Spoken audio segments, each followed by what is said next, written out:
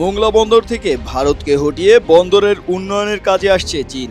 আর এতে এই বন্দরে ভারতের দীর্ঘদিনের প্রভাব ধূলিসাৎ হয়ে বন্দর থেকে এক প্রকার বাদ পড়তে চলেছে দেশটি। শেখ হাসিনা সরকার আমলে ভারতের কোম্পানি ইন্ডিয়া পোর্টস গ্লোবাল লিমিটেডের হাতে তুলে দেওয়া হয়েছিল বন্দরের উন্নয়নের কাজ। 2022 সালে আর এক চুক্তি অনুযায়ী দেশের দ্বিতীয় বৃহত্তম এই সমুদ্র বন্দর ব্যবহারও শুরু করেছিল ভারত। বন্দরের উন্নয়ন কাজ শুরুর আগেই সেখানে ভিড়েছিল ভারতীয় জাহাজও।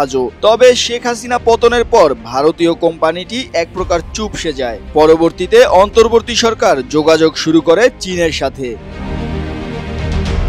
ডক্টর ইউনূসের চীন সফরের আগেই চায়না সিভিল ইঞ্জিনিয়ারিং কনস্ট্রাকশনের সাথে একটি চুক্তি স্বাক্ষরিত হয় বাংলাদেশের। চুক্তির আওতায় রয়েছে বন্দরের সুবিধা বাড়ানো ও আধুনিকায়ন। এই চুক্তির মধ্য দিয়ে একটি আধুনিক, স্বয়ংক্রিয় ও গ্রিন পোর্টে রূপান্তরিত হতে চলেছে মোংলা বন্দর। ভবিষ্যতে পরিকল্পনা রয়েছে কোল্ড পোর্টের রূপান্তরেরও।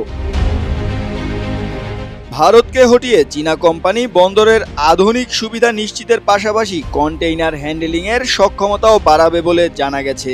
এছাড়াও 368 মিটার লম্বা দুটি কন্টেইনার জেটি নির্মাণের পাশাপাশি লোডেড এবং আনলোডেড কন্টেইনারের জন্য ইয়ার্ড নির্মাণ করা হবে।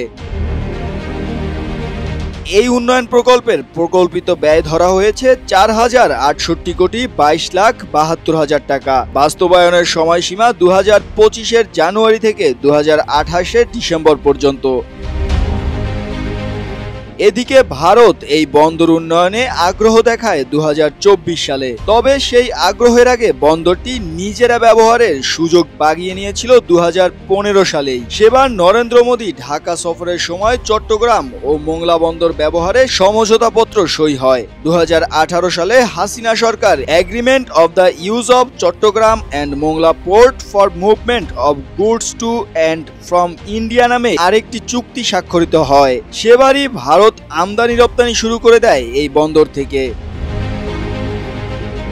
নানাভাবে সুবিধা ভোগের পর 2024-এ এসে ভারত বন্দরটি উন্নয়নে আগ্রহ দেখায়। এখানে বলাই যায় নিজেদের বাণিজ্যিক স্বার্থেই হয়তো সাজিয়ে গুছিয়ে নিতে চেয়েছিল বাংলাদেশের দ্বিতীয় বৃহত্তম এই সমুদ্র বন্দরকে। তবে সে আশায় ঘুরে বালি। হাসিনা সরকার পতনের পর মেলেনি সাড়া, চুপসে যায় উন্নয়নের ফিরিস্তিও।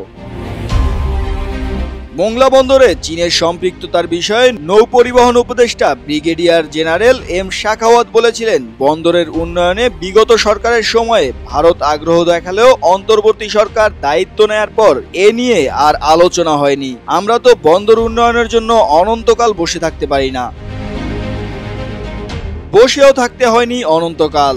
শেখ হাসিনা সরকার পতনের 7 মাসের ব্যবধানেই পথ বেছে নিয়েছে বর্তমান সরকার। চীনা কোম্পানির সাথে চুক্তির মাধ্যমে মোংলা বন্দরটি আধুনিক বন্দর হিসেবে গড়ে ওঠার আশা জাগছে অনেকের মনেই।